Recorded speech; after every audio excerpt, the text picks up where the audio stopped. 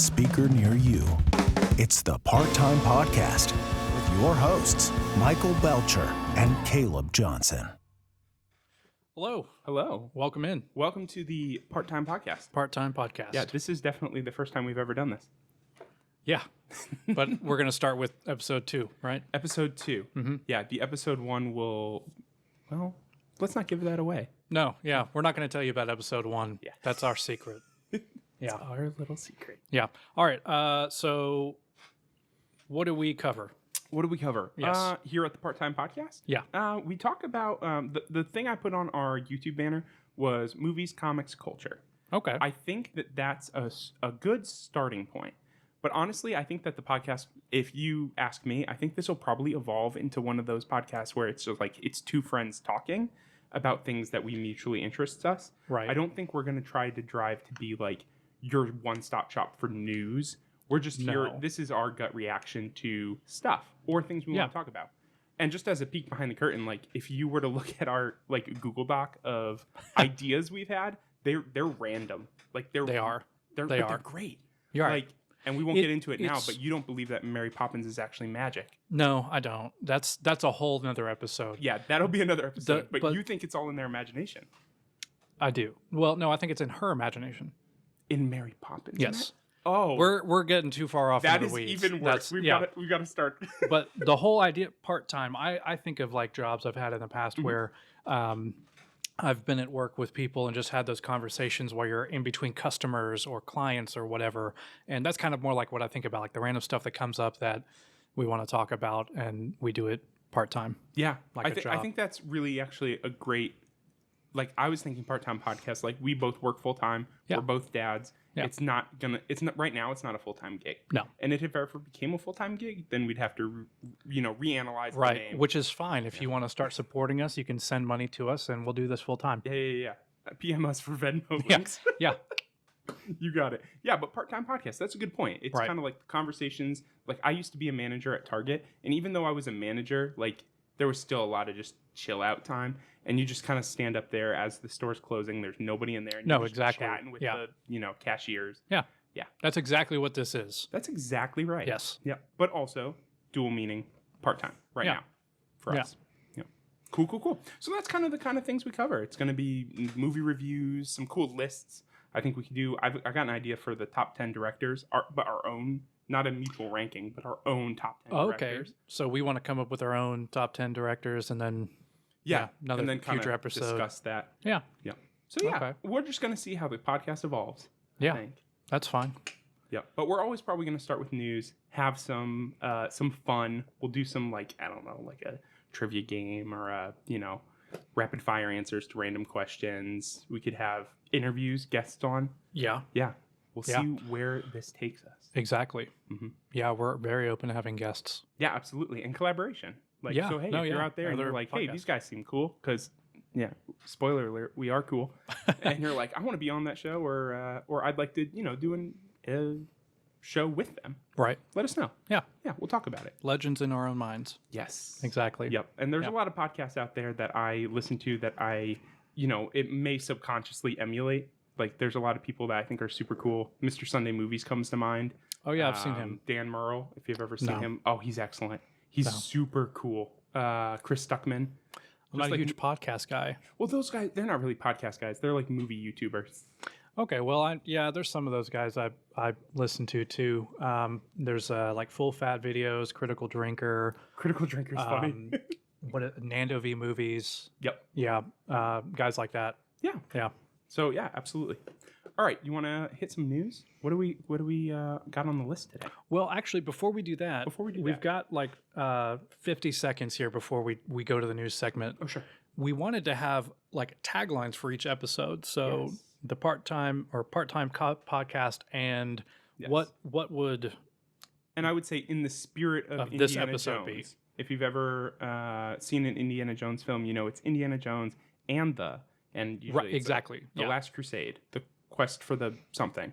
So that is the spirit of this podcast, the Part-Time Podcast, and each episode will have a unique subtitle. I think I've got a name I came up with, but we can probably do better. what was, I don't remember where or what it is. Is it, oh, and the whimsical, okay, so the part-time podcast and the whimsical demise of Pixar's empire. Yes. That's pretty good. Yeah, I mean, that's pretty good. That's what I came up with. We could probably do better, but we're spoiler alert. We're going to talk about in our main segment today. We're going to talk about a really controversial movie based on a children's toy, and it's not the one you think it is. No. All right. Well, let's get ready to jump in. Let's do it. Fantastic.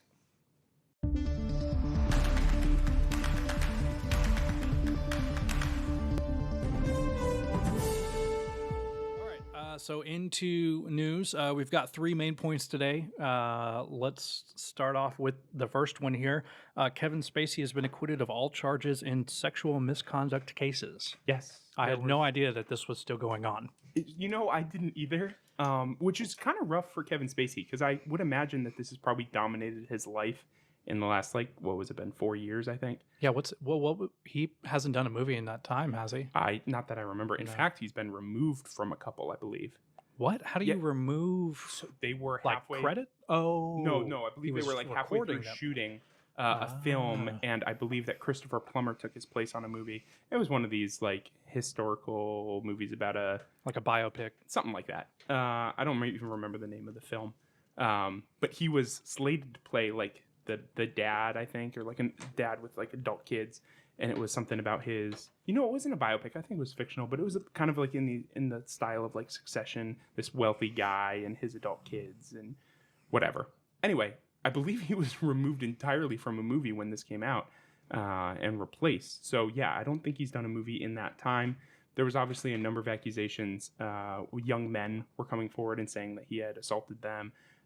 You know, all these stories. But it was also like, to my knowledge, I don't think it was, not to get graphic, but like, right. I don't believe it was like rape or anything like that. Right. It was, you know, he touched someone or something. And it's kind of like one of those things where somebody came forward and then all of a sudden all these other people are like, hey, let's jump on the suing Kevin Spacey bandwagon. That's exactly right. Yeah. Yeah. And, you know, I personally, like, I totally, when stuff like that comes out, it needs to be treated seriously, but it also needs to be treated rationally. Innocent until proven guilty. Yes. Usually a lot of those things, it seems like they happen for men. It's just guilty immediately. Yeah. Like the court of public opinion just says, oh yeah, there's no way the woman's lying.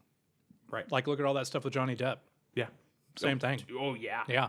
And then Disney dropped him, and then they wanted him back, and he said no, but that's not what he said. That's not what he said. No. But he said no. Yes. Yeah. Which I don't blame him. No. Yeah. Like you said, the court of public opinion, you know, when your name is slandered, you're kind of on the outs. You know what I mean? And no matter what comes out. So leading into our next point about Kevin Spacey, do you think his acting career is going to resume? I mean, I don't see why not.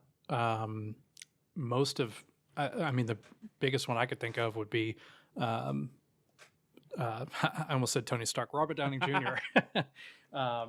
Yeah, we understand your confusion. Right. He's kind of, Robert Downey Jr. But at the same time, the guy who helped him restart his career, Mel Gibson, he hasn't quite restarted his career. Very interesting. So I think it kind of comes down to Disney's approval of you. Will Disney reaccept you into the fold? Yeah, well, I don't. That's starting to matter less and less now with the way that Disney's moving. And they even, I just heard, are possibly going to be delaying the Marvels. Again for the 4th time. So I don't think Disney's opinion is mattering as much. But if Kevin Spacey wants to try to push to come back, and enough people care about Kevin Spacey, right? Which I don't think is going to be a lot of young people. It's going to be older people. I don't think a lot of people are going to be like, no one I feel like is excited to be like, yeah, Kevin Spacey's coming back. Yes. So, you know, maybe in a few years, like he does something small, and if that takes off, then maybe he gets offered some more pictures. But unless like there's a huge following behind him, I don't think it's going to happen. You know, I think that's a really good analysis, because he's probably not the most in-demand person. No. And in fact, I haven't thought of him in 4 years since the news came out. And that's rough to say, because I do think he's a good actor. He is. But it's kind of one of those things, like, he is not one of these, like, big bona fide movie stars that everyone's just waiting, what's he going to do next? You know what I mean? Okay, so speaking of movies, what is your favorite Kevin Spacey movie? I'm going to surprise you. Okay. Bug's Life. Was he the ant? One of the ants? No, he was Hopper. He was the villainous grasshopper. That's what I meant. Bro? Not the the grasshopper, not the ant. His delivery on these lines is so good. There's this part where I don't know when's the last time you saw Bug's Life, but like probably right after it came out. okay, it's been a while. I've seen it. I saw it a few years ago, I think. Yeah, that's what happens when you have 3-year-olds. What happened was there's this scene where the grasshoppers come to. It's like one of their first big scenes.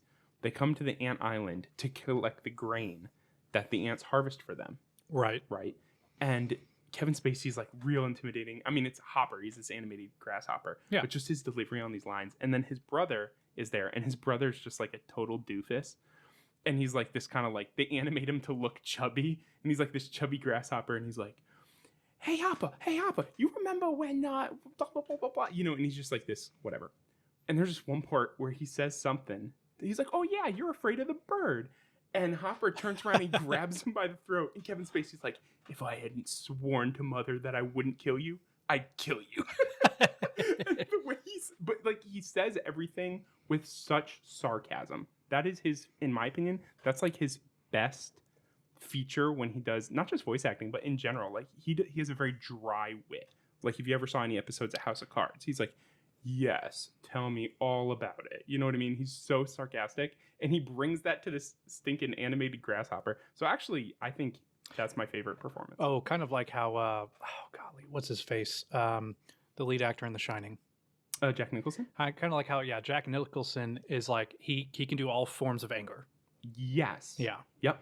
It's like kind of crazy. Yes. Like deranged anger. Yeah. Or just kind of mad. Exactly. And he was the Joker in Batman '89. He was. Yeah, and he did a great job. I have two. Okay. And then we're gonna have to jump onto the next piece of news. Either K-Pax. Okay. Or The Usual Suspects. Sure. Which I don't know if The Usual Suspects is more Kevin Spacey or more that was Quentin Tarantino, right? No. Who did The Usual Suspects? I don't remember the director. But No, I know Tarantino's filmography, I believe, is Reservoir Dogs, and I'm not going in any order here. Pulp Fiction. Christopher McQuarrie. Christopher McQuarrie? Mm-hmm. Of Mission Impossible? Christopher McQuarrie? I believe. Let's see here. That's a good question. We'll figure that out in a second. But yeah, so it's one of those two. And I don't know if that's more of... Oh, it was written by Christopher. Okay. Yeah. Which would make sense. And yes, it is Mission Impossible. Yeah. That is so fun. So I don't know if that's more his writing or Kevin Spacey. Maybe a little bit of both. But K-Pax I thought was pretty Did you ever see Baby Driver? It's on my list of movies I want to watch. In fact, there's videos on YouTube of people analyzing it that have popped up that make me want to watch it. I just haven't gone. I haven't either. And watched it. But it's, that's one we should watch. That's a good idea. Yeah. All right, what's our next news story? Well, let's take a look here. So, The Rock donates 7 figures to the relief fund for the SAG-AFTRA actors while they're on strike. I wanted to bring this up because we talked a little bit about the Screen Actors Guild last strike in episode 1 that no one has seen. No one has seen. Yeah, we talked about that in episode 1. So if you know that's going to be really outdated news. The news segment of episode 1, which may release in the future, is probably going to be very outdated. It is. That's okay. Yeah. The rest will be entertaining. Yeah. They'll see us and be like, "What an evolution in these two guys." You're right. Yeah, but the news, don't bother. It's going to be so old. But anyway, The Rock donated Dwayne Johnson, the figure. Yeah, he'll always be The Rock. He will. But for the people that don't know who The Rock is anymore, be Dwayne The Rock Johnson. Well, there's kids now who may not even know that that's who he is. That's fair. Yeah. They may not understand when he does the eyebrow, like what he's even doing. Exactly. That feels rough. Does that make you feel old? No, what made me feel old was about 3 years ago, I hired a kid who was born he was born in October of 2001, so after 9/11. Oof. I hired him, and he was 18. That made me feel old. So, no, kids not knowing who The Rock is does not. Okay. Yeah. That's fair. Yeah. I do a little bit of Uber driving on the side. Yeah. And kids today, like college students even, make me feel old. Yeah. I don't understand. Anyway, yeah, The Rock came out, and you know what's funny is that the SAG president, or not, I think it's the president of their like relief fund, right? It said thank you, like publicly, was like, we just want to thank Dwayne Johnson for this donation, and then he was like, and I hope it inspires others.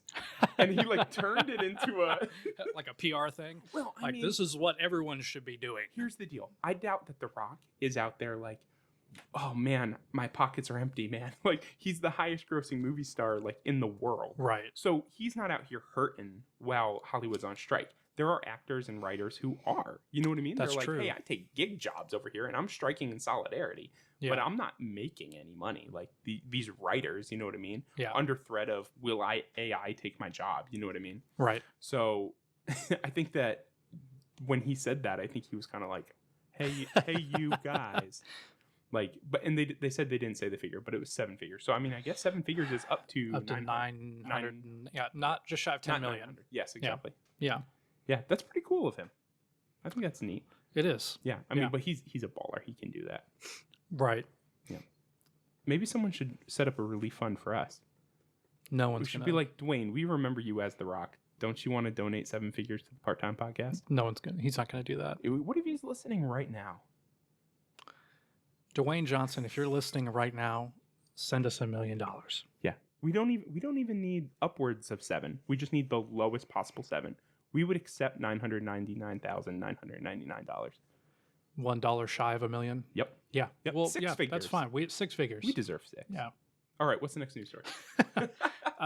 Dune 2 No. likely being pushed back to 2024 from November due to the strike Yes. because the actors aren't available to do promotions, So which I would argue is completely irrelevant. Okay. I was going to get your take on that because I cannot remember. I mean, maybe there's people out there that still like I see random YouTube videos pop up for like, you know, when Robert Downey Jr. and Christopher Nolan were doing Vanity Fair Google interview, but like I didn't even watch it. Right. Like I don't like. I mean, I guess there's night shows that they go on. I don't watch night shows at all, talk shows, and I don't know how much of actor promotion pre-movie actually helps advertising. I'm sure it does, otherwise they wouldn't do it. But to me, it's like, nah, I don't care. I'll watch one trailer, and that's about it. Mm-hmm. I also, just for totally other reasons, I also only ever watch the first trailer for movies because if they do too many, they reveal too much. They do. Yes. Yeah, they ruin them. That's another topic for another show. Movie trailers that revealed way too much. Yeah. I agree with you. I think that having actors to do promo, like go on Jimmy Fallon or do whatever to promo their movies, is a very arbitrary reason to not release a movie on schedule. Right. Because when movie schedules get mixed up, like you have to push release dates. The studio has to think of what else they're going to be promoting or what else they're going to be putting out. They have to, especially like case in point, the MCU, when they would delay a movie, their entire schedule is just like, everything. Yeah, because they're all connected to each other. Yes, and studios, which the Marvels may be delayed for the same reason. Oh, really? Yes, which I don't think that's why. I think it's because they've lost almost $1 billion, and they're like, maybe people don't want to see this movie. That's a very good point. I heard that Secret Invasion was not well received. Yeah, I saw something about that too. And just to point out, like I used to watch everything Marvel, keep up with every show, all the stuff, all the movies, be there opening night or whatever. Same. Couldn't care less about Secret Invasion. Yep. Yeah. The Marvel universe has lost a lot of direction, if you ask me. They're not building to anything anymore. No. If you think about like the original slate of Marvel films, the phase 1, if you will. Right. I mean, you had, independent movies, but you started to draw connections between them. And at the time, like an interconnected universe was not as popular. You know what I mean? Right. So to have Nick Fury show up and to have Tony Stark show up in the end credits of the Hulk, people are like, oh, this is coming together. And then they do Avengers, bringing together all the characters they've just introduced. That was like revolutionary at the time. Yes. I've never been more hyped for a movie than I was for 2012's Avengers. Well, and you know what the difference is between all of those movies and what comes out now? No. Corporate greed. When they were first starting off the MCU, and even after Disney took it over, it was more about the story. Like these guys in charge of the MCU, primarily Kevin Feige, are fans. Yes. And they really like to tell stories. Mm-hmm. And that's what they were doing, was trying to tell a story on this grand scale. And then Disney took them over and wanted to just milk it for all of the money that it's worth. And they did. And now that they're done with it, they're probably going to end up letting it go. Yeah.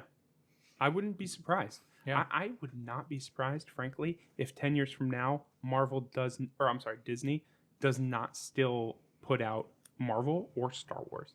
I think that those are becoming weights around their neck. Yeah. And I've heard rumors that they may be selling Star Wars to a single buyer. Is his name rhyme with Bucus? No. Please? Oh. It's possibly, Please? the rumor I heard was that it could be the guy who used to own Power Rangers. Saban? Yeah, Really? something related to that company. I can't remember exactly, but that he may buy it. We're going to see an uptick in excellent Star Wars toys. Possibly. Yeah. Yeah. All right. Well, That's the news, baby. That is the news. Dune's delayed. That was the main. Yeah, part that was there. the main thing. Yeah. Also, I'm sad about that because I thought Dune 1 was excellent.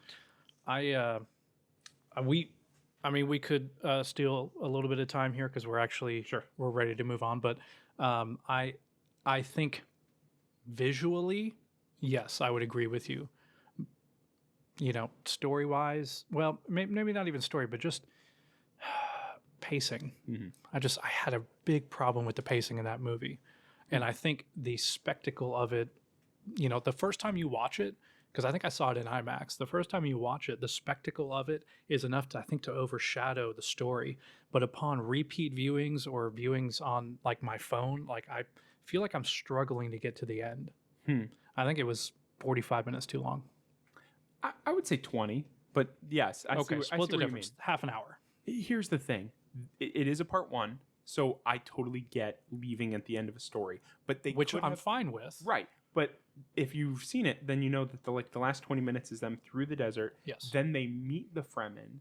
He has like a duel. Yeah. And then now that they're together, they go somewhere else. And Right. it ends with them walking in the desert. Like, you could have had the start of the next movie be meeting those Fremen. Right. That you didn't need that scene. Exactly. Like if you're going to do multiple parts, why does everything have to be in the first movie that it's so bloated that it just feels like you're trying to feels like you wanted to put all of these different shots in and we're just trying to make it all fit, but not really have enough story to back it up. It's also such a thick universe lore-wise that I think they needed a lot of time to be like, they didn't even No, go I don't into think they detail did. on certain Here's things. the thing. I don't think they did. Because what he was trying to do was create a Dune movie for everybody. What he needed to do was create a Dune movie for Dune fans who would have turned out. And those people get so excited about the movie, they bring other people to see the movie. But that's not what Hollywood does anymore. They water down the movie. You're right. There's so much lore in that movie. It could have been dense with information and stuff that people who had only read the books But it didn't need to be, because they did just enough. They mention, hey, these are the Bene Gesserit, and then they just keep going. No one stops. And one of the reasons I like the movie so much is no one stopped and expositioned you for 30 minutes about what this is and the history of it. They just said it. And as like multiple times, I paused the movie with my wife, and she was like, so they're all, is it a sisterhood of all women, and they kind of have superpowers? And I'm like, that's where I'm picking up. That's what I think. And it kind of let the audience think for themselves a little bit and be like, hey, we're not going to just sit here and explain everything to you. You can figure it out. You're smart enough. And I like that. It felt like it trusted the audience. Okay, I can see that too. Yeah. But we got to move on. Okay, let's move on. We'll take a break and be right back.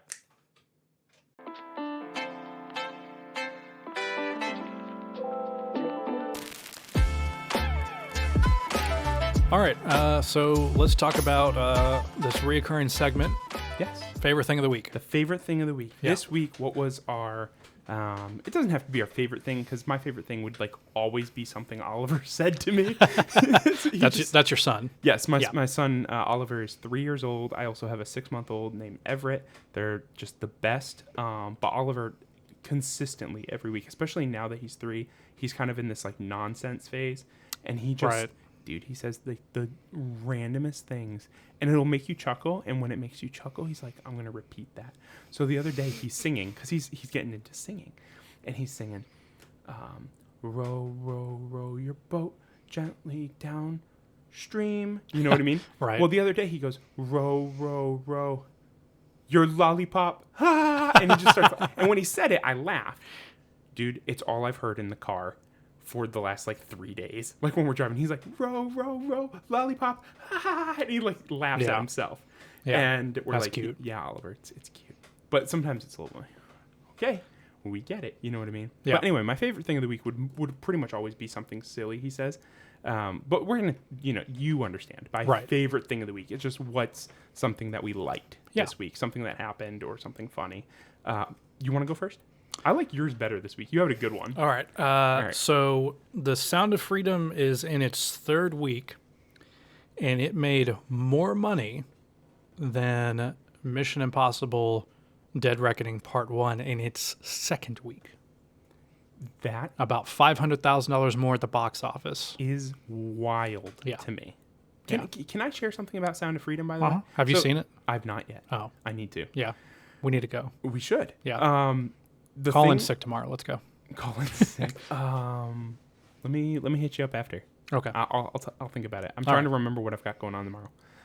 One of the things I thought was very interesting is that, I don't know if you know this, for a long time Disney held the rights to make this movie. Yeah. Disney had the rights to make a movie that has now made more than a Mission Impossible Dead Reckoning in its 2nd week. Not overall, but in its 2nd week. And it probably had a budget of like, I'm going to guess, I know what 20? It is. You're not wrong. It was 15 million. And here's the thing, is that this movie proves that you don't have to spend, which is ridiculous, $290 million on Indiana Jones. Right. You can spend $15 million on a movie, and it's already made $125 million at the box office in 3 weeks. Which, understandably, I get that's not like a box office record. And that's all domestic. But it's only 100%. Well, what do you think? They're going to show this in China? It's probably not going to do very well. No. Which, that's another reason why the Marvels may be delayed, is because China may be banning it. Banning it? Yeah. Because of like LGBTQ whatever. Really? Yeah. Oh, interesting. I didn't know anything about that. And because the Statue of Liberty's in it. Imagine banning a movie because it's got the Statue of Liberty. Just being like, you know what? We don't agree with the principles of that there statue. It's right there in the name, Liberty, and we don't believe in it. I think this is so interesting because, one, not only is it like a quintuple on your investment of your budget, but it's also like you just wanted to sit on this why. Like, it has a great message. Understandably, and maybe this is what held Disney back from it, it's heavy source material. Like, it is. It's based on a true story, and you're sitting there like, woof, this is all about children. Like, if that was the reason why they didn't want to release it, because of the what it's about, okay, I can kind of understand that. There's Disney, maybe not, but I don't believe that was the reason. No. But now they're basically being shown up by a movie they didn't make that costs, a tenth of the budget. And just to give you an idea, I pulled up Dial of Destiny box office, domestic, $161 million. So you're saying with one more weekend, Sound of Freedom might top Indiana Jones? I think it would take more than one weekend, because it was weekends. because 15 million it made 15 million at the box office this past weekend, almost 16. It was a decent drop from the 2nd week, but it could be a couple of weeks and it would be higher than Indiana Jones just domestically. You know what I think this comes down to? Corporate greed. We're right back to corporate greed. No, I think this comes down to word of mouth. I think this comes down to people, because you had your audience who was gonna see Sound of Freedom. Right. They went and saw it, and then they were like, yo, you need to see this. Like, this is really great message. It's, it's intense. It's like this. Whereas people are seeing Indiana Jones, like, I know, Harrison Ford's 100. And he rides a CGI horse. And people are like, oh, like, woo, you know what I mean? The Barbie movie, I think, is going to have a significant drop because of bad word of mouth. Oh, yeah. Oh, for sure. Yeah. So, okay.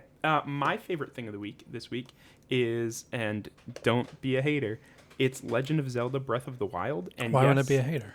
Because it's not Tears of the Kingdom. Tears of the Kingdom is the new hotness. For all of you guys out there who are video game folks, Legend of Zelda Tears of the Kingdom is a new video game that is a sequel to Breath of the Wild. Breath of the Wild was considered one of the greatest, if not the greatest, Nintendo Switch game of its lifespan. So far, people just... And it's widely recognized as one of the greatest video games ever made. Breath of the Wild. Huge.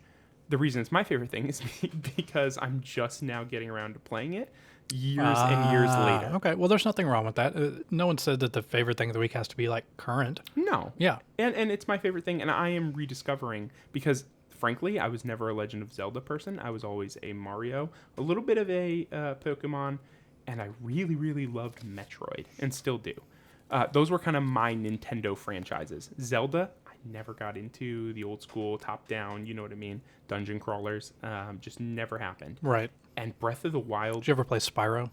Oh, loved Spyro. Only issue with Spyro is that I did not have a PlayStation. I had a Nintendo GameCube. And I think there were a couple Spyro games on it. But no, I thought it was exclusively Sony thing. That's what I thought, too. Yeah. But you know what's funny? Spyro Reignited, which is the remastered... is on Switch. Like, they have a deal with Nintendo now, so you can definitely play it. I was a big Spyro guy. But Breath of the Wild is just so expansive, and there's so much you can do. It encourages a lot of exploration, and not only exploration of your map, but exploration of your abilities, because you can do things. It doesn't teach you everything. Kind of like I was talking about Dune didn't explain everything. Breath of the Wild doesn't really explain everything. It's kind of like you pick up an item, and in the description it's like, this is a big leaf. Never know what a big leaf can do. And you're like, okay. So you just equip the leaf and walk up to a bad guy, and when you go to attack him, it blows him back like 30 feet. So you're like blowing like goblins off a cliff, or like, you know what I mean? But then they also give you these neat abilities as you progress through the game. You get these abilities that are based on this little device you have. It almost looks like a little iPhone. And you can do like stasis. You can freeze a moving object. You can create a bomb, you know what I mean? And the way that you can put stuff together, you're like, okay, this object is moving, right? I freeze it. I put a bomb on the moving thing. Then I step back. Then I let time resume, and the thing continues to travel. And now I've got a moving bomb, so I don't even have to get close to the bad guys. I'm just sitting there waiting for the bomb to float down the river. And then I'm like, boop. You know what I mean? Yeah. It just encourages you to explore. And I've put not a ton of time, but I've put at least a few hours into it each week. It's a lot of fun.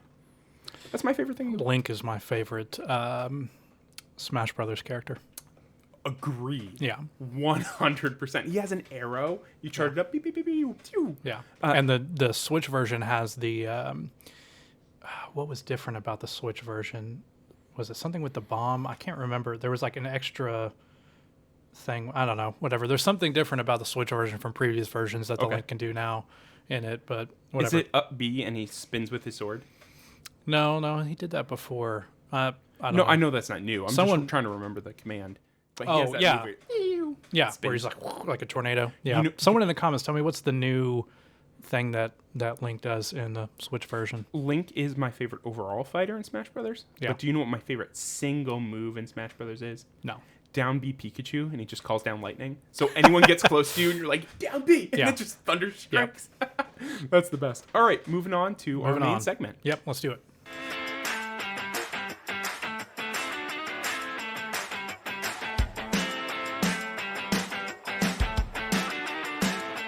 So now on to our main segment, the whimsical demise of Pixar's empire. Yes. Yeah, this is the film all about children's toys, but it's not Barbie. Nope.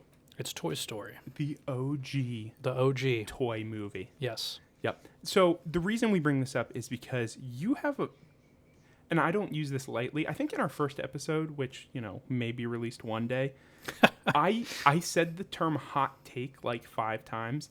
And when I listened back to it, I was like, none of those are really hot takes. They're just kind of like opinions. So I'm going to stop saying that. I'm going to start saying, in my opinion, this. But when it's a hot take, I think we're going to... Part-time take.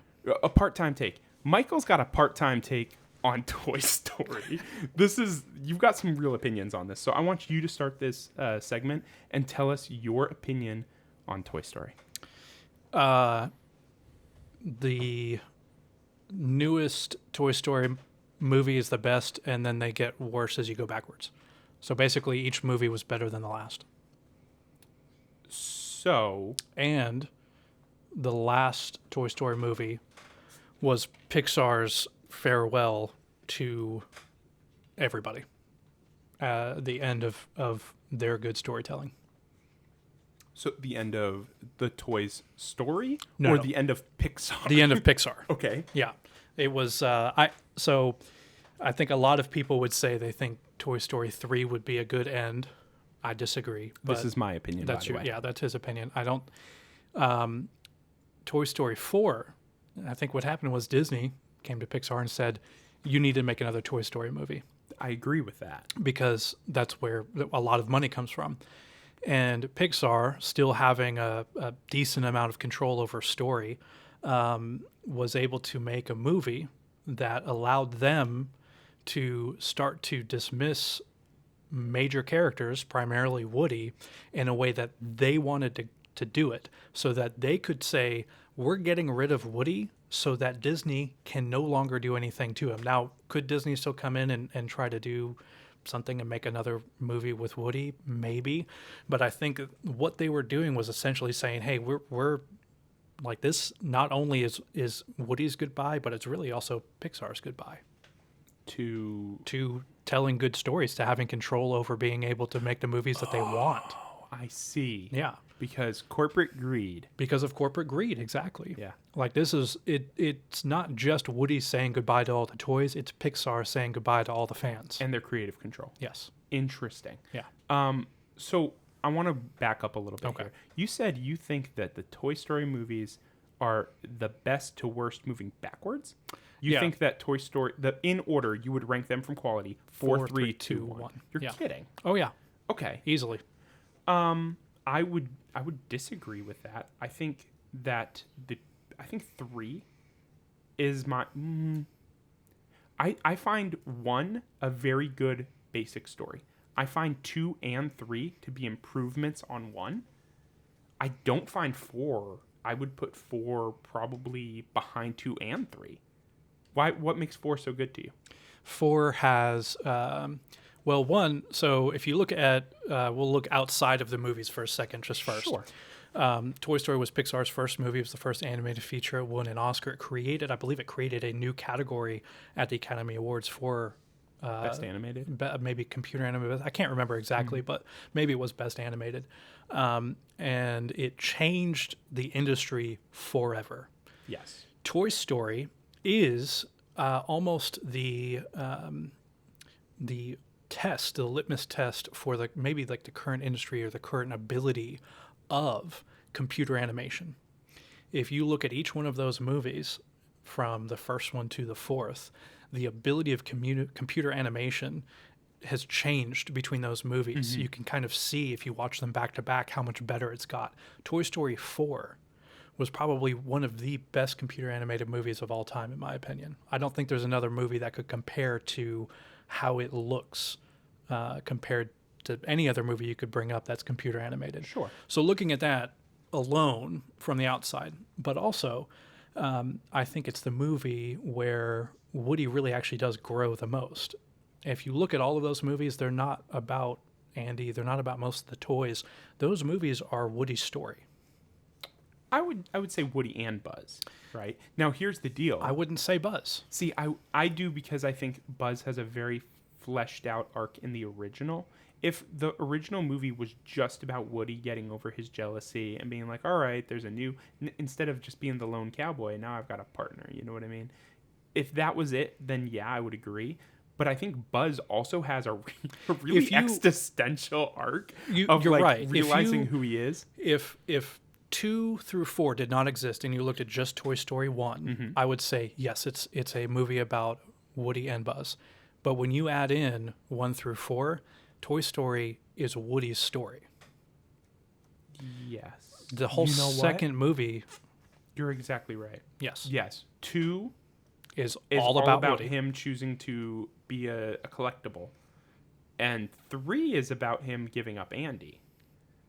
And Buzz, you know what? You're right. Because I'm just thinking too much about the original. Yeah. I think Buzz has an arc in the first one. He does. I don't think Buzz has as much of an arc in 2 and 3. No, in fact, they dumb him down in 4, which I thought they did him wrong in 4. They absolutely. Yeah. Thank you for bringing that up. You're I was welcome. going to say, that's the one thing I disagree with in 4 is that Buzz got that bumped down in intelligence, somehow didn't have a conscience before. He had no problem in Toy Story 2 making decisions to go lead the team to go save Woody. Yes. So I don't know where that came from. It was funny, but I don't think it fit Buzz. I also think that they don't just purely from a runtime standpoint, there's not a lot of buzz in 4. No. He's in it very little. They weren't sure. They wanted to make a Woody movie, but they weren't sure what to do with the rest of the characters. Correct. So they introduced a whole new, and that's one of my qualms with 4 is that there's too many new characters. There's Forky, there's Key and Peele. Yep, Key and Peele as the Fuzzies. Yeah. They bring back Bo Peep, which is kind of cool. I guess she's an original character, but she also hadn't been in it in 2 movies. Yeah. So you're kind of like, okay, she's back. And then they have like even the minor characters like Gabby and Duke Kaboom. Like, they're funny. Keanu Reeves as Duke Kaboom makes me laugh. Oh, yeah.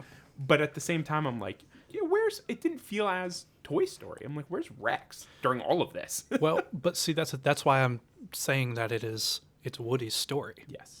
That's why I'm saying that You've got me on board with that point. Right. It's Woody's story. And here's the other thing, though, that also makes 4 great. I think 4 had the best villain. 4 had the best villain. Yeah. I disagree. I think I disagree. Who's the villain? The girl, the doll. Yeah, Gabby. Yeah, Gabby? yes. No, she's not the best villain. Oh, yeah. The best villain. The best villain, because here's the thing. By the end... Okay, who's the best villain in your opinion? Sid. From the original. He's not the villain. He's a human. No, he is a obstacle to get out of the way. He's not the antagonist of the movie. Oh, sure. That's kind of because Buzz is kind of the antagonist in the original. That's why yeah. But he is a huge looming presence because he like massacres toys and he puts like dinosaur heads on Barbie legs. Right, but he's not the villain of the movie. Yes, but he is kind of like the big threat. Like, and he's going to blow them up on a rocket. Right, but that's still inspirational when they're like, it's a rocket. Like, you're just like, it gets my tension high. But when Woody and Buzz are at the gas station and they leave and they're at the gas station by themselves, that's a threat. They're out there at the gas station by themselves. Yeah. When Woody knocks Buzz out and Buzz is in the bushes below, that's a threat. Woody basically... Yeah. In that sense, it's almost more like, the original is almost more like Nemo, in that there's no villain, there's just a lot of obstacles. Right. That's why Sid isn't a villain. Okay. So, second movie... You're making a lot of good points today. I know. That's because I'm right. What's the deal? Second movie, villain. Who is it? Hang on. Second movie, it's the Prospector. Slash the store owner. Yes. Yeah. Al's Toy Barn. Toy Barn. Al of Al Toy Barn. I agree. It's both of them together. Can I pin in the conversation real quick? You remember the part where he's like real apologetic at the end of the movie and he's in the chicken suit and he's crying and he's like, that's the funniest thing still to me, where he's like, Al's Toy Barn, everything for a buck. Yeah. Yeah. That's good. That cracks me up. That's a good joke. So he had a comeuppance. The Prospector had a comeuppance. He was in the girl's bag at the end of the movie in the airport. So in that case, I would rank Lotso from I almost said from episode 3. Yeah, right. This is Star Wars now. Yeah. From Toy Story 3, I would rank him above Gabby. Oh, okay. I'll tell you why you're wrong. Okay. Hit me. What happened to Lotso at the end of the movie? I think like he gets tied to the front of a dump truck. What happens to the end of... Yeah, you're right. What happens to the end of... What happened... You're right. Yeah. He gets tied to the end of a dump truck. Yeah. Comeuppance. Didn't really change at all. Still a villain. Yeah. All of those people we've already named still a villain, except for Toy Story 1. There's not really a villain. What happens to Gabby at the end of Toy Story 4? You want to see me prove you wrong here? Okay. I don't remember because it wasn't that great. That's my opinion. Okay. All right. Fair enough. What happens to Gabby? Tell me. So the whole movie, she's trying to get control of Woody. Yes. To get his voice box. Yes. Which is kind of freaky. It is. It's a little bit. Why is she doing that? Because she wants to speak? She wants to have a child. She's never had a child to play with her. Oh. The whole movie, that's the whole goal. And Woody finally realizes, he gives it up willingly to her. He realizes, who am I to deny another toy the ability to have a child to especially bring that after life? He has had 2. He's had Andy and Homegirl. He realizes at that point... she's cute, though. Yeah. She's one of the best animated little kids. Like, I is. see her and I'm just like, oh my gosh, you're the It'll come to cutest me in a little second. child ever. Yeah. Forky is her toy. Right. Yeah, it'll come to me later on. But he realizes, it's like, okay, he's had, those 2 opportunities to have a child. You know, let Gabby have an opportunity. And she gets the voice box, and the girl in the antique store picks her up, and she pulls the cord. She's like, oh, that's lame, and drops Gabby back down. And then Woody takes her out of the store and goes and finds her a child that is in an alley alone without her parents, crying. And Gabby is able to be like a comforter to that girl in the alley until she finds her parents. Can I be honest with you? Yeah. I've always disliked movies that have a redeemed villain at the end. Oh, that's a shame. I prefer a movie where the bad guy stays the bad guy. Like, I've always thought it anticlimactic for the movie to have a peaceful resolution, because movies are an escape from reality. And the truth is, in reality, when I have beef with someone, my thing I want to do is quash the beef. I want to become friends again. Movies are where I'm like, that bad guy's going to sit in jail forever. But, yes. Like, so, okay, right. But how often are people really bad, or are their motivations just... in real life? Yeah. Rarely. Right. Yeah, so they're like, not 100% evil. There are evil guys, and we hope that they, sit in prison. But Did you that's why I like. Did you like Thanos as a villain in Infinity War? I did. Yeah. I did. Yeah. Yep. He was never really redeemed. No. He was just cool because he had a point. Right. You were like, I don't agree with you, but you're rational about this. Right. I like when villains have a plan and it's thought out, and you're like, I see why you're doing that. I don't think you should do it. But if you're convinced that what you're saying is true, well then, by all means, that's a course of action for you. Well, that's what Gabby was doing. She had a point. She had an idea she wanted to go through with. From her point of view, it wasn't wrong. But Thanos is still the bad guy at the end of the movie. Thanos is still the bad guy at the end of the movie. He literally doesn't regret it. He's just like, fine, do what you want. No. I did the right thing. Like, he's not remorseful, nor is he turned into a good guy. Yeah. But the point of a lot of the Toy Story movies, I'd say, is kind of redemption. Is even though you've done some bad things, you still end up okay. I think that's one of the many messages. I think Toy Story has done a good job. And you know what's funny is there's never ever an overhanded attempt at teaching you something in Toy Story, which is much more prevalent in modern films. Right.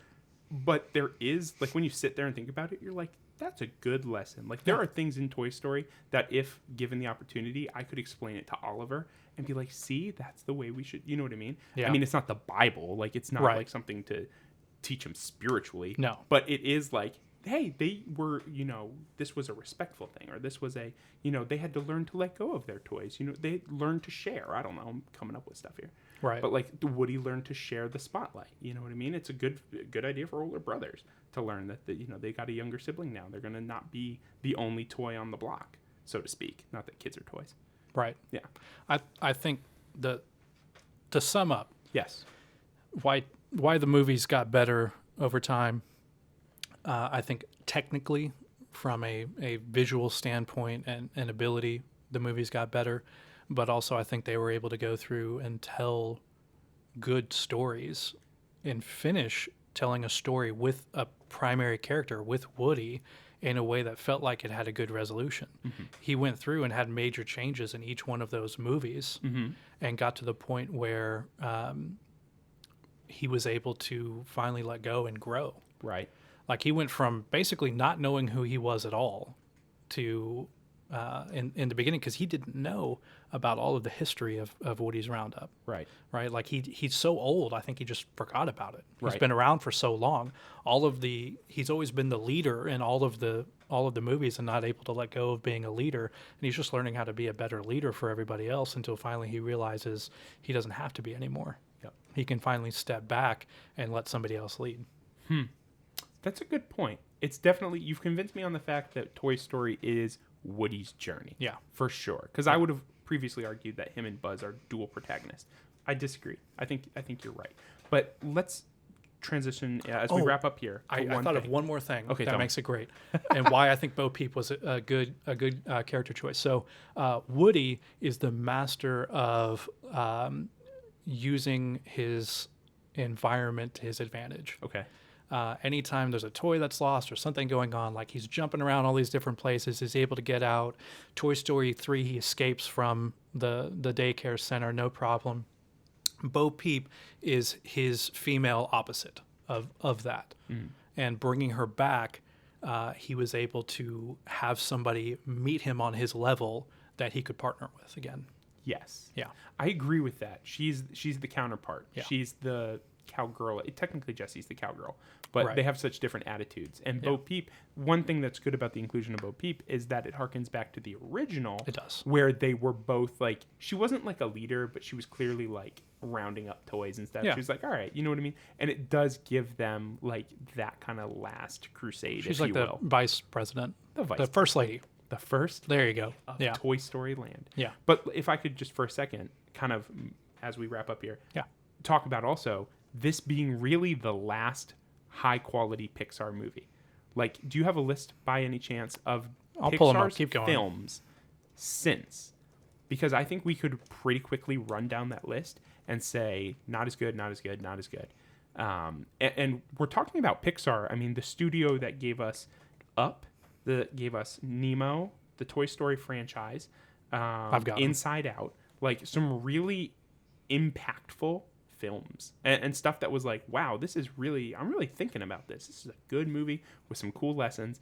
And let's talk about Pixar's run since Toy Story 4. Okay. Onward. Meh. Haven't seen it. I from And what I've heard. Also, let's just say it's on the clearance rack. Yeah. Yeah. Soul.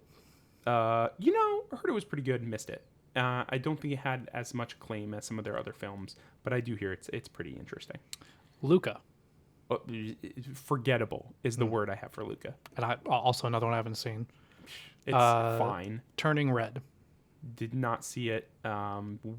Honestly, don't intend to show that to my kids. Remember the Dadometer? Yeah. Yeah, not showing that one to my kids until they're 15. Like, they're like, I don't get it. And I'm like, I'm not going to explain it to you. Right. Lightyear. Nope. Saw it. Unnecessary is my word for that one. Well, I mean, I think if it was done correctly, I would have enjoyed it. I don't think it was unnecessary. Yeah. You think that there was a little too much added? I Too think, much flavor? No, I think the people had a hard time with Chris Evans playing Buzz Lightyear. I didn't. And the main reason is that the premise at the beginning of the movie is in 1995, Toy Story came out, and Andy was in Toy Story, Andy was obsessed with a movie character, and that movie was Buzz Lightyear, and this is the movie that Andy saw to make him love Buzz Lightyear. That's super meta. Yes. Yeah. And I think that premise is great. And that's why I don't have a problem with Chris Evans voicing Buzz Lightyear in this movie, because I feel like that the voice... Because Tim Allen is just doing an exaggerated impersonation of Chris Evans. Exactly.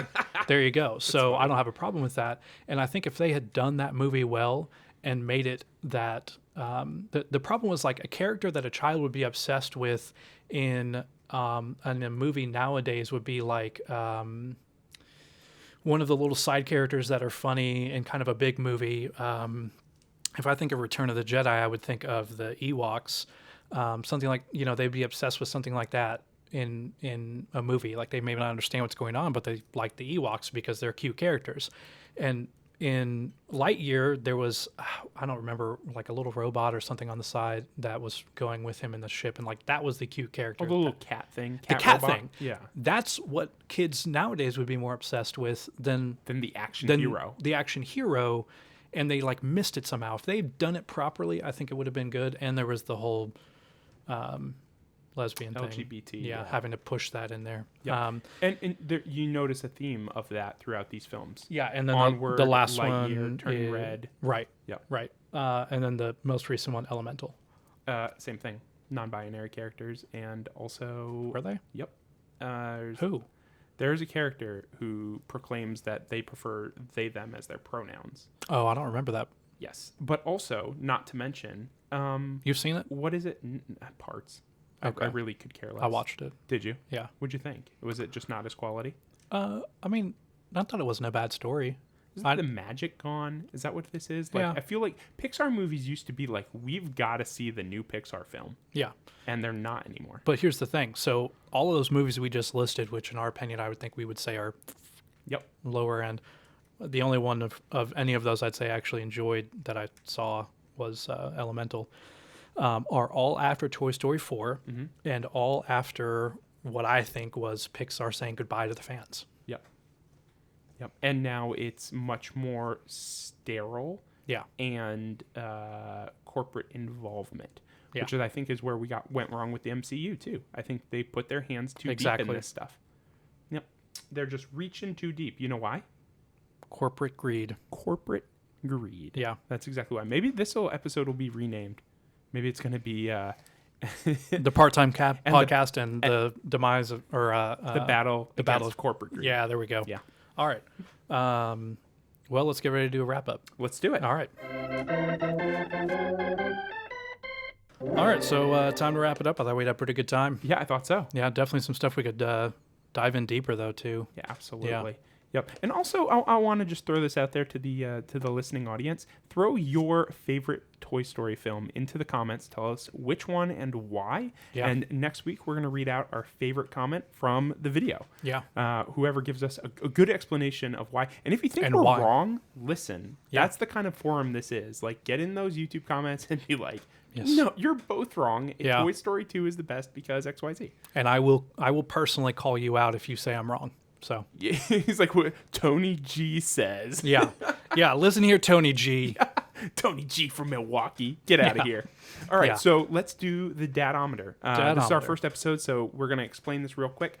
This is the Dadometer. For those of you listening, you'll have to watch this portion of the podcast. Yeah, you'll have to get on YouTube. The Dadometer essentially looks like a speedometer, except it goes from graphic for. Yeah, that's a good idea. Yeah, next time. And we should get it animated. Pay someone on Fiverr. Yeah, I ain't got time for that. Yeah. The Dadometer, instead of going from like 0 to 100 like your car, it goes from 0 to 18, and we just rate essentially. I mean, we're two dads, right? And one of the things we want to do is make sure that the content we're talking about, make sure you guys know if it's appropriate for kids. And that's something that we're really aware of. We're probably not going to review a ton of R-rated movies because that's not the content we want to consume anyway. Right. So for us, we just want to say, whatever our topic is, the main thing we talked about that day, where does it rate on the Dadometer? And today, I think our main topic is the Toy Story franchise. Wouldn't you say? Yep. All right, so where on the Dadometer do you place the Toy Story franchise? I was, 4? Okay. When it came out in 95, right? The original was 92, I think. No, there's no way. Yeah. I'm fairly certain. I'm going to put that down. It's a little heavy. We should get a stand. No, hold November 22nd, 1995. Wow, good call. Mm-hmm. Okay. You were 3 to 4 years old? Yeah, so I was... you were born in 90 or 91? 91. 91. So I would have been 4 okay. at that point. And I feel like, I mean, if you're just looking at Toy Story 1, I think a 4-year-old could watch that and be okay. Mm-hmm. Yeah. Because there's stuff that would go over their head that wouldn't be an issue. But not in a weird, inappropriate way. Correct. Which is nice. Yeah. Not in a Pee Wee Herman kind of way. Yeah, bro, I had never seen Pee Wee Herman, and we watched like 5 minutes of it the other day. And then you turned it off immediately. That's exactly right. I was like, what the heck? Yeah. You thought, oh, this is nice, family consumer content. I thought it was like Mr. Bean. No, not at all. Love Mr. Bean. Oh, I used to watch Mr. Bean as a kid. Yeah. Mr. Bean Goes on Vacation. Yeah. Greatest. Oh, yeah. Anyways, Toy Story.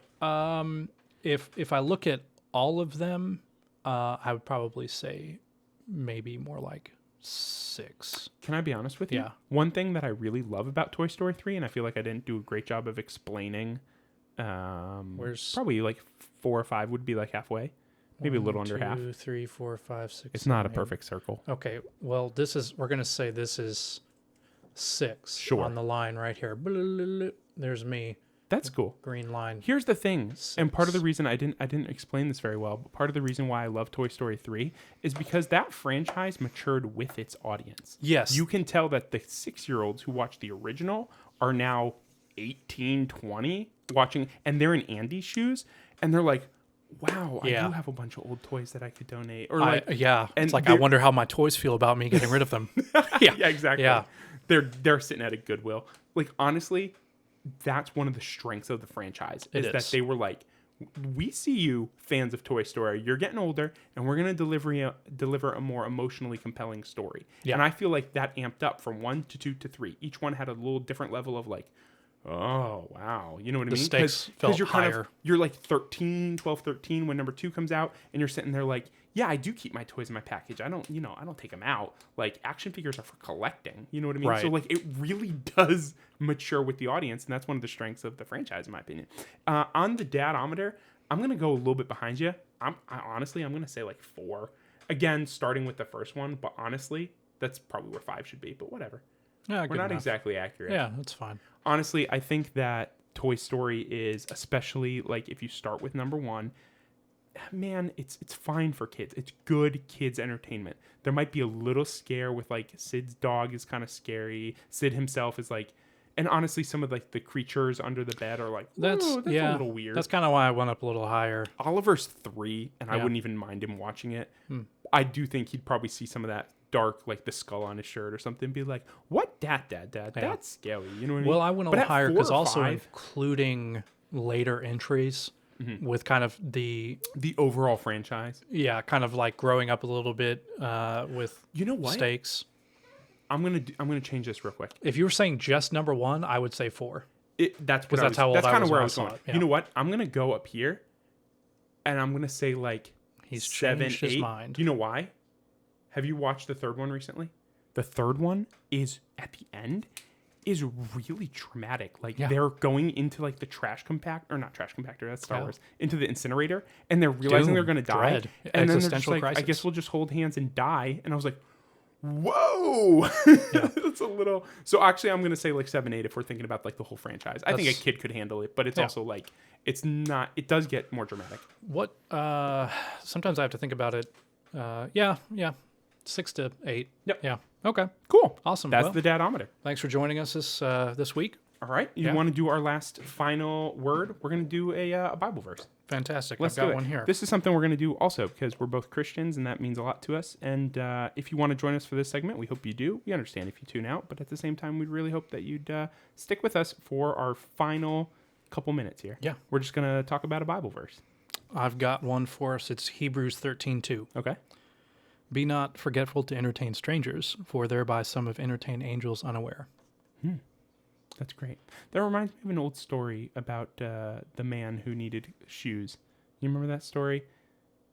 The guy, it was people, it's essentially the moral of it was treating people who you don't think have anything to offer you the right way. And I think that's, like, I remember being a child and, like, definitely being nicer to people who I thought were going to give me candy. You know what I mean? I don't remember that story. No. No. It's not in the Bible. Sorry. It's okay. a fictional, it's like a short story. Oh, right. Sorry. No, you're fine. But no, like I just think Aesop's fable or something. Something like that. Yeah. And clothing and feeding, a man who needed clothes and it was cold outside and he needed shoes. His shoes were all worn. I mean, that's just like the story of the Good Samaritan, though. Essentially, yeah. Yeah. It's very similar. But you're right. I think that this verse reminds us that we need to treat everyone equally and everyone well. I just treat everyone like an angel. Yes. I actually, I've thought recently maybe just start pretending like I'm already living in heaven and everyone else is in heaven with me. Oh, that's kind of cool. Yeah. Yeah.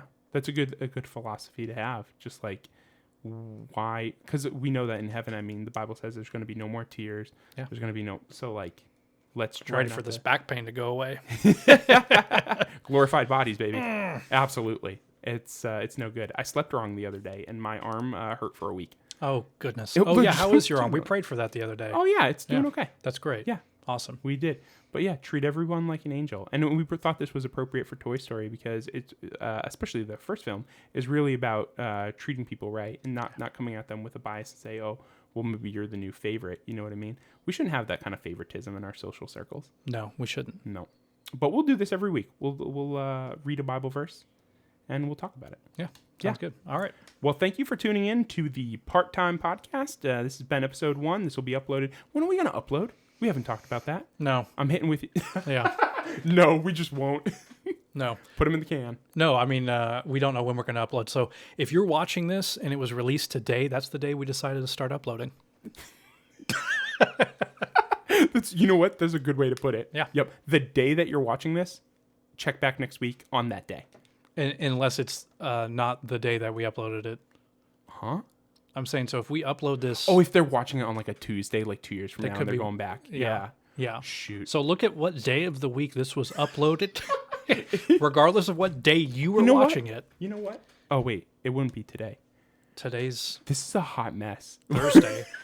Okay. Yeah, but it might not get uploaded All today. right. The ADHD is kicking in, so Yep. we're going to go ahead and sign off now. Do you want to tell them about your screen names? Oh, sure. Yeah. On Instagram at badatcomics, BADATCOMICS.